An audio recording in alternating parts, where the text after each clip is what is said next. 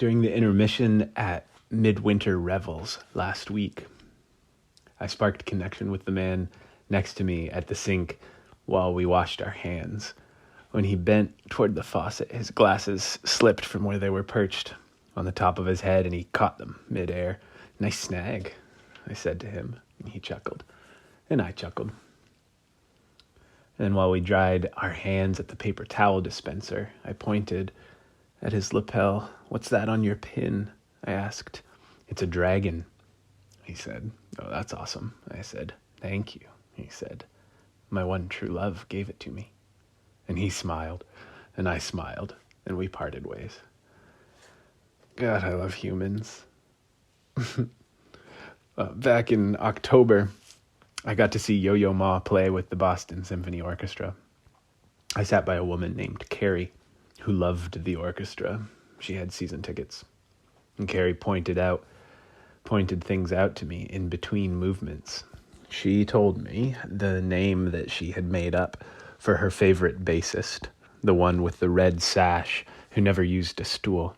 She told me about all of the percussionists, and that the guy who was seated in the row behind us was one of the percussionists' dads. She told me the best place in New Orleans to get praline and the best bars in Cambridge to get beers. She pointed out the prowess of the woman with the piccolo, which I had already noticed. That woman could play the piccolo.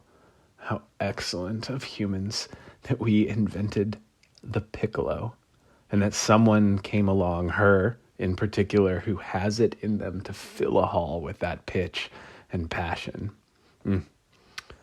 And Carrie shared a full slate of her observations with me that evening. Then, at the very end, after the orchestra finished a concerto by Shostakovich, Carrie glanced over at me, aglow, with a countenance of content and soulful longing, and said, while clutching at her heart with a deep sigh, "In a past life, I really think I must have been a Russian peasant." I love us. So sincere, so silly, so tender, so mighty, so creative and full of life. Saint Irenaeus made this bold theological assertion: "The glory of God is man fully alive." I think that the glory of God, such as it is more vast and varied than man's fullness alone. I think humans of all genders, and creatures of all sorts, and vegetables and minerals for that matter, all sing in their fullness to the glory of whatever continuous and creative genius vibrates behind the dynamic and evolving stuff of life.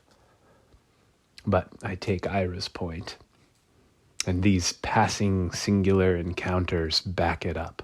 God is glorified when you and I and Carrie and the man with the dragon pin and the man who gave it to him and Yo-Yo Ma and the piccolo player and every last peculiar and particular one of us are fully alive. And that full life goes by different names, wears different clothes, strums different tunes here and there and now and then. Maybe it peeks at you when you hear a timepiece ticking, strumming the bass note of every second that backs up every moment of your full life. Maybe it's the bit of eternity you hold when you touch the hands of someone you're in love with. Maybe it's composing or playing or reveling in ensemble music. Maybe it's the light making the sky a color that feels somehow, some why, important to notice. It's the beauty of simple things, or of complicated things given actual shape, these moments of aliveness. It is a taste, a hint, a glimpse, a memory of something divine made immediate. For those who believe in God, it is all the power and wonder of grace And for those who don't, I'm not sure that it's anything less than that anyway. And that's my favorite thing about the theology of Christmas.